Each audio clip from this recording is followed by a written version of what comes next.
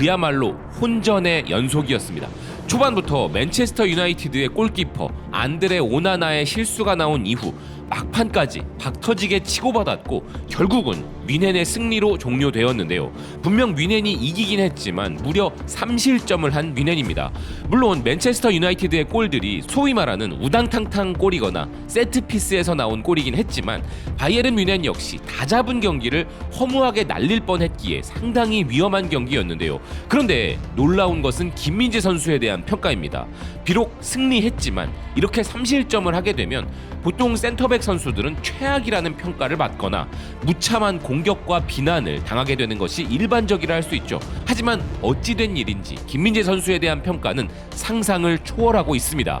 우선 가장 깜짝 놀란 것은 오늘 열심히 했지만 아쉬운 패배를 당한 맨체스터 유나이티드의 웹사이트였는데요. 이 기사에서 조금 의아했던 것은 헤드라인에 걸린 사진이었습니다. 팀의 주장 브루노 페르난데스의 킥 사진을 올렸는데 그는 오늘 제 역할을 해주었다고 보기엔 힘들었던 선수였기 때문에 의아했던 것인데요. 저작권 문제로 사용이 불가한 사진이라 보여드릴 수 없는 것이 아쉽지만 사진을 다시 보니 브루노의 킥을 위험을 무릅쓰고 머리로 막아버리는 뮌헨 선수가 보였는데요.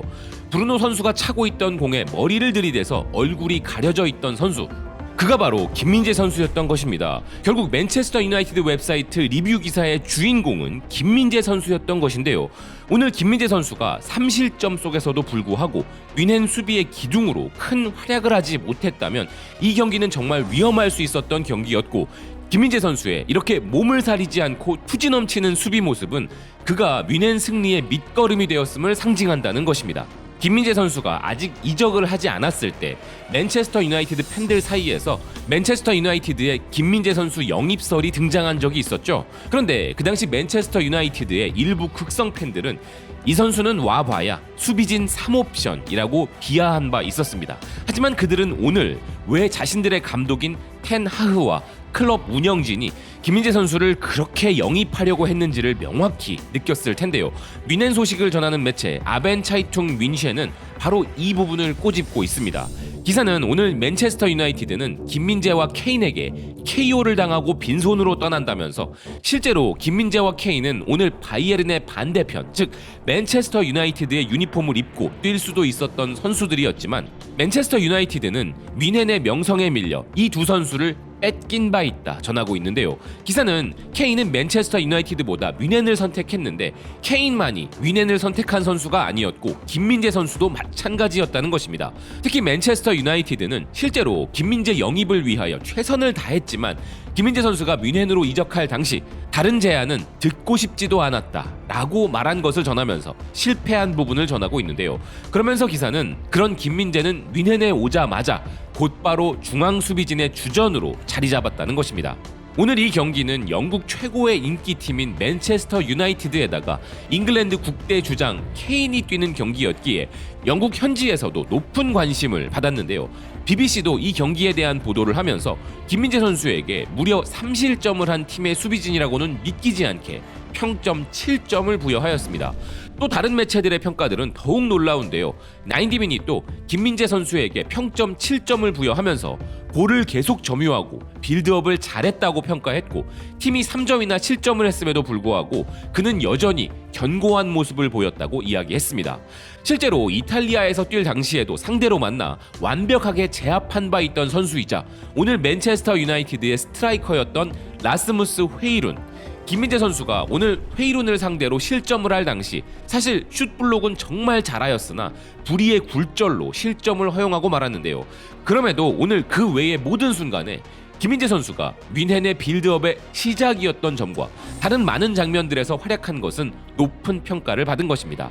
풋볼투데이도 오늘 김민재는 바이에른 수비진의 벽이었으며 그는 뮌헨의 빌드업 단계에서 결정적인 역할을 하였다 평가하였습니다.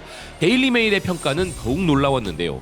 오늘 수비진들과 미드필더진들 중 김민재 선수에게만 유일하게 평점 7점을 부여한 이 매체는 이번 여름 맨체스터 유나이티드에 관심을 끌었던 전 나폴리 선수 김민재는 수비진의 진정한 리더였으며 앞선 선수들에게 끊임없이 지시했다면서 그가 바이에른 뮌헨 라커룸의 리더십 그룹에 속해 있다는 사실은 이제 놀라운 일이 아니라 평가하였습니다.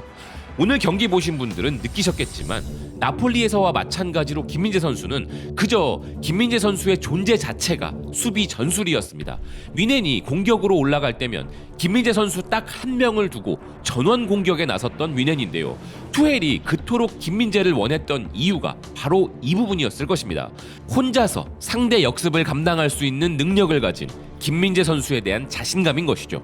또한 원래 맨체스터 유나이티드가 마커스 래시포드를 중심으로 한 왼쪽 공격이 많기는 했지만 오늘은 유독 김민재 선수의 파트너였던 우파메카노를 집중 공략하는 모습을 계속 선보였는데요. 특히 오늘 김민재 선수는 수비적인 부분은 물론이고 공격의 기점 역할, 무려 106번의 패스를 하여 97번의 패스를 성공시키는 훌륭한 능력으로 팀 공격의 시작을 책임지며 뮌헨 수비의 중심이 누구인지를 여실히 확인시켜 주었고, 오죽하면 김민재 선수가 오기 전 확고한 주전 센터백이었던 데리흐트는 이제 김민재로 인하여 자리를 잃었다는 기사가 아직까지도 매일 나올 정도입니다. 사실 김민재 선수의 위대함을 말하는 건 끝이 없을 정도인데요. 그 중에서도 가장 확실한 것은 여전히 나폴리에서 울려 퍼지고 있는 김민재를 찾는 목소리입니다. 나폴리도 오늘 브리가와의 챔피언스리그 원정 경기를 가졌는데요. 이 경기에서 나폴리가 2대1 승리를 했음에도 불구하고 이 경기는 행운이 따른 승리였다면서 아직도 김민재를 찾는 목소리를 들을 수 있었습니다. 레퍼블리카 이탈리아와 현지 매체들은 오늘 나폴리의 수비 위험 상황들을 전하면서 김민재의 이적 이후 나폴리는 김민재 선수의 이탈 충격을 해결하기 위하여 새롭고 효과적인 수비 메커니즘을 다시 찾아야 한다면서 팀이 승리했음에도 김민재 선수가 없는 현재 나폴리의 불안한 수비에 대한 지적을 하고 있었는데요. 게다가 바이에른 뮌헨의 투헬 감독이 징계를 받아 어수선했던 오늘 팀 분위기 속에서 그나마 김민재 선수가 수비진의 리더로서 제 역할을 해주지 않았다면 뮌헨은 더 큰 위기를 맞을 수 있었다는 것을 전문가들은 알고 있기에 김민재 선수에 대한 칭찬을 하고 있는 것인데요. 손흥민 선수나 김민재 선수와 같은 월드 클래스의 선수들은 공통된 특징이 하나 있습니다. 오늘 비록 승리하였지만 오늘 3실점한 것에 대한 반성과 부족한 점에 대한 개선 등을 가장 먼저 생각한다는 것입니다. 그렇기에 지금의 자리에 올라설 수 있는 최고의 선수가 될 수 있었던 것이죠. 아직까지는 뮌헨의 수비진이 완벽한 호흡을 맞추고 있다고 볼 수도 없고, 특히 세트피스 수비에서는 더 부족해 보이고 미드필더진과의 호흡도 더 개선이 되어야 하는 것은 맞습니다. 김민재 선수가 아무리 잘해도 주변 선수들과의 호흡이 중요한 것이 수비이기 때문이죠. 그렇지만 오늘도 김민재 선수는 비단 분데스리가만이 아니라 유럽 챔피언을 가리는 챔피언스 리그에서도 지난 시즌과 마찬가지로 월드 클래스로서의 모습을 충분히 보여주었다는 생각입니다. 시청해주셔서 고맙습니다. 또 뵙겠습니다.